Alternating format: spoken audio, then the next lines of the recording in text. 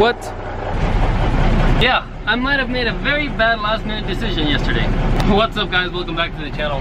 So, last video we were working on the truck, and then as soon as I got done with this, I went inside and I was like, let me go through a Facebook Market, see what's on there. Cause I've been on there for a while now, like just like going through every day, seeing what I can find. Then I ran into that. We'll get more into it, but I left like last minute. I was like, I'm not gonna put the effort into vlogging because it's just I'm late, and I got home late yesterday either way. So I am I'm excited.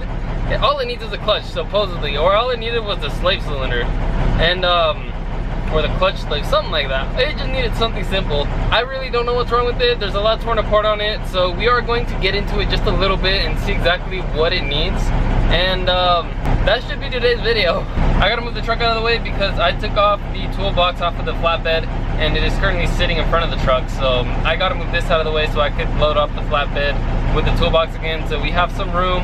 I really do not have any more room. I need to stop buying cars. I need to stop buying projects I'm not finishing. I think this clutch job is supposed to be quick and it should be easy done and then quickly just over with. We'll see. Like I said, I sometimes make some bad decisions.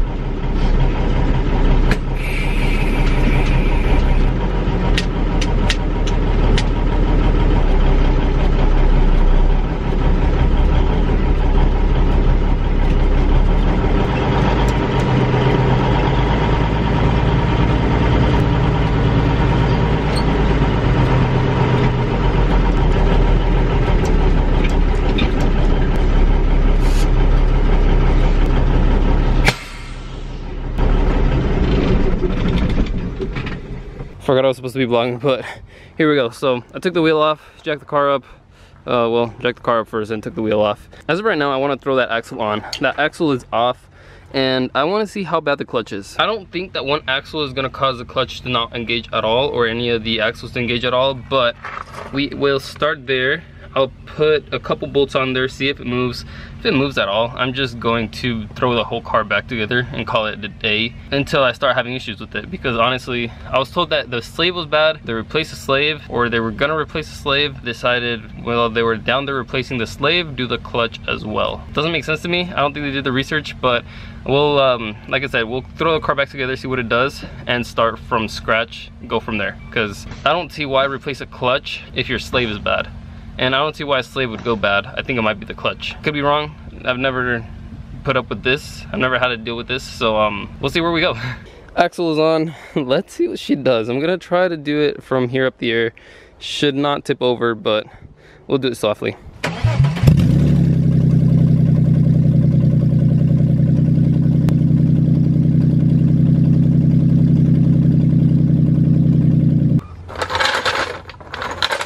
So she got some stuff back on. 3 bolts on each axle. The rear diff bolts are tight. I don't know. Let's give it a shot.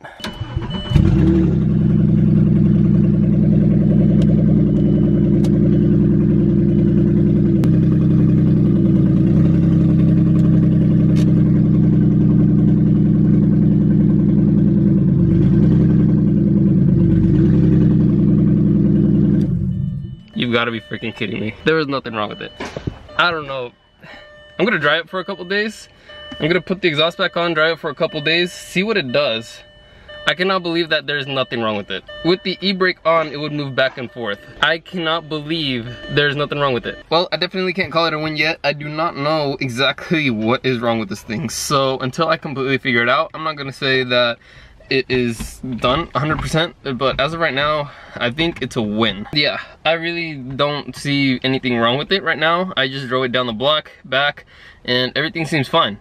And everything else works in this car, so I do not know what the issue was to begin with. Like I said, I was told the clutch is bad, but I didn't feel the clutch bad at all. If anything, the car wants to stall when I let the clutch out. I have the e-brake all the way on and I'm in gear. So that kind of says that she is fine. But I don't know. I'm gonna run and get different hardware because I honestly don't have the socket for this. I don't know what kind of bolt socket that's gonna be, but I really don't want them. It's not an Allen, it's not a Torx, it's a weird Audi thing. So I'm just going to go get different bolts, probably Allen bolts, because you can use Torx or Allen wrenches on it. So that's probably what I'm gonna pick up. I will go get that. We will come back to the car. I'm not sure when I'm gonna pick up the camera, so I'm not gonna say when, but I'm gonna go get different bolts because these are garbage to start with. So I'm just gonna swap them out. In an attempt to find bolts for this car, I decided to throw the whole car back together. I'm trying to figure out the exhaust. I think I have each side where it's supposed to go, but I'm not 100% sure.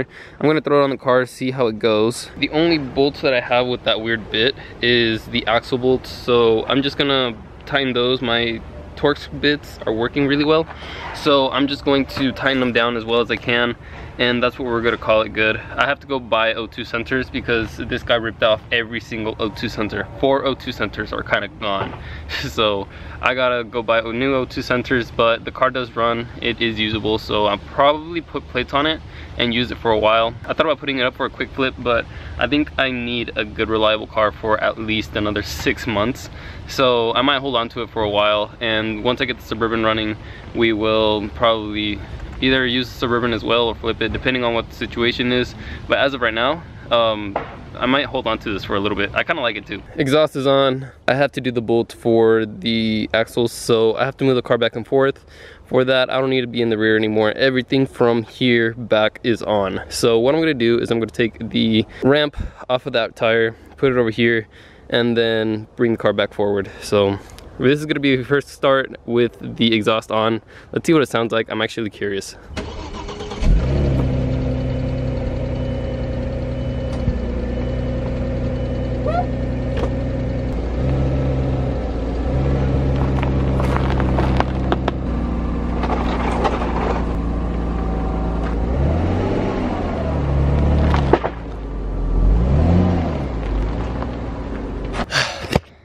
Sounds stock as fuck, which is dope, so somebody would want it. I don't know what that hissing sound is. I'm gonna ignore it like I don't hear it, and we're just gonna keep moving forward. So I still have to throw on those bolts for the axles. I'm gonna do that really quickly. I'm going to throw on this plastic cover just because the most OEM we can throw on here, the better. I'm gonna throw that cover on and we will get this car down. We'll probably go take it for a test drive because I'm really curious to see what it drives like. And on top of that, I still gotta figure out if it does have a clutch issue or if it doesn't. I really feel like it doesn't. It feels like it wants to die every time I let go of the clutch a little too hard. So that means that the clutch is good. I'm not gonna go try to burn it. I'm just gonna drive it normally and see if through a drive cycle it has any issues, but honestly, it seems solid. Alright guys, so it is the next day. Last night we did not take the car out for a drive because it was low a quart on oil, but I went to the store this morning, I got a quart, and she is now at level. We already took it for a drive. I took my mom for a ride because she wanted to go. And honestly, car rides really smooth. It's actually really nice. I have no idea. I think I know what they were talking about that clutch being weird.